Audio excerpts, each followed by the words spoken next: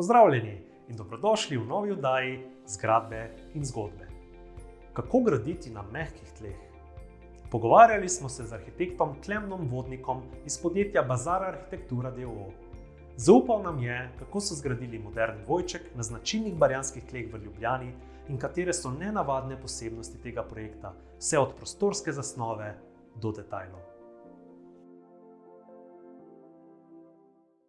Zdaj zunanji prostor je spet barjanski prostor, kjer je v bistvu bila zelo ozka parcela, zgraditi dva dvojčka na zelo ozki parceli, majhne kvadrature parcele, močni robni pogoji, prostorski pogoji, to se pravi odmiki od parcelnih meja, sama zazidljivost 40%, tako da potem je v bistvu treba mahinirati z vsemi temi željami in naročnika in možnosti, kaj se da narediti, da pridemo do uspešnega rezultata.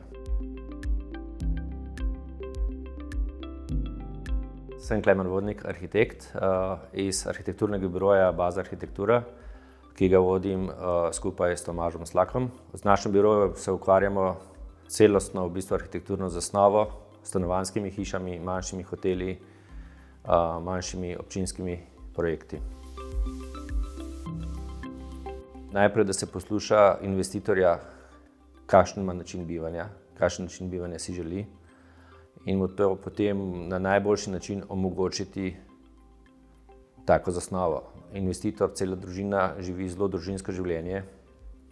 Ena od njihovih želja je bilo prostor brez televizije, ker se veliko pogovarjamo, hočemo imeti odprte prostore, hočemo biti čim bolj med sabo interaktivni, tako da želimo imeti čim bolj prostor, kjer se bomo družili, se pogovarjali, se imeli lepo.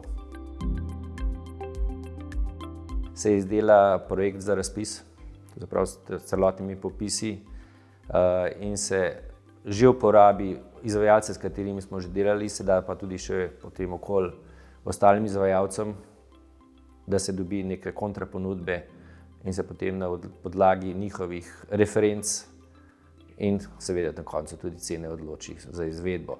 Pri tem konkretnem projektu v bistvu je bil izvajalec, ki smo ga delno poznali, ker so v bistvu zaposleni pri njih že prej delali na enem našem prejšnjem projektu. Ampak pri izvajalcu se zelo na začetku zelo hitro vidi, kam bo peljala pot. In tukaj moram priznati, da smo imeli srečo, ker je prihajalo do kar nekaj zagad, ki pa jih je izvajalec reševal z željo rešitve in ne kompliciranja. Celotno pohištvo je tudi izvedeno po naših načrtih, po meri. Imamo srečo, da že več let sodelujemo z mizarjem, ki nas razume, tako da v bistvu so že ob sami zasnovi projekta je tudi v bistvu zasnovano celotno pohištvo. Celotna notranja oprema, ki se seveda lahko ne uporabi in se uporabi neko kupljeno standardno pohištvo, jaz to imenujem, ampak načeloma cel izraz pa prostor doseže šele s temi detajli opreme notranje. To je bila v začetku ena večja parcela, ki smo jo razdelili na 3 dele. Po prostorskih planih je bila zahteva, da je to zrcalni dvojček, to se pravi, hiši morata biti popolnoma enaki, zrcalni. Ena parcela je bila okoli 400 kvadratov, ena 380 kvadratov, ostalo je še parkirišče zunaj za obe parceli skupaj.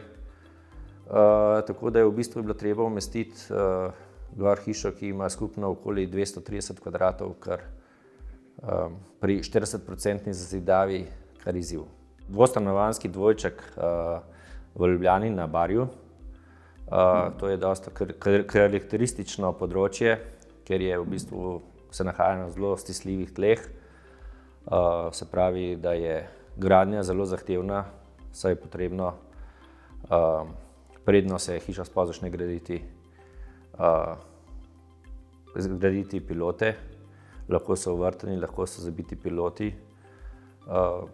Predvsem so taki piloti globoki do 18 metrov, tako da v bistvu cela konstrukcija sede na trdna tla. To se pravi, gradimo kot včasih, ko so gradili kolišča na barjanskih tleh. V resnici gre za čisto klasične materiale, želeli smo čim bolj naravnih materialov, razen bom rekel, keramike v kopalniških prostorih, je čim več lesa, zunaj in znotraj v bistvu smo delali iz teraco tlaka. Okna, če so kvalitetna stekla, je pa navadi toplotna prevodnost ni dosti manjša kot pa prevodnost sten. Tako da tukaj s samimi okni, z velikostjo oken, to ni problem. Je bila pa hiša zasnovana kot skoraj ničenergijska hiša. Tako da zdaj v bistvu na koncu, ko je zgrajena, uporabnik jo že uporablja. Imajo v bistvu, bom rekel zdaj pozim, celotnih mesečnih stroškov okoli 100 evrov. Tako da celotna hiša zaenkrat funkcionira. Je pa res, da ima rekuperacijo, prezračevanje z bypassom, to se pravi, da po noči in poletnih dneh se vse prav nivelira in da se poskrbi, kot je. Celotna hiša je v bistvu opremljena s tako imenovano pametno elektriko.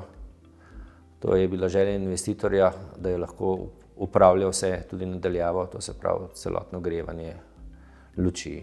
Vsa senčila imamo na elektriko, v bistvu na daljinsko upravljanje, tako da v bistvu tako vas ni doma, če vidite, da je v bistvu vročina, se cela hiša lahko zapre.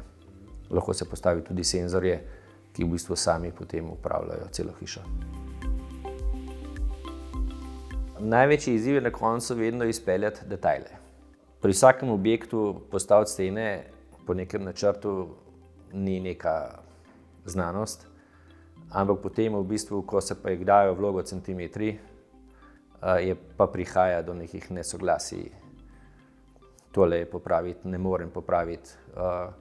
Na koncu detajli, ker sploh pri projektu, ki je narejen na detajlih, je zelo pomembno, da potem tudi gradbena dela so vsaj v tej meri narejena, da se da izvesti detajle do konca. Če vam je bil video všeč, vam bomo zelo hvaležni za klik na like gumb.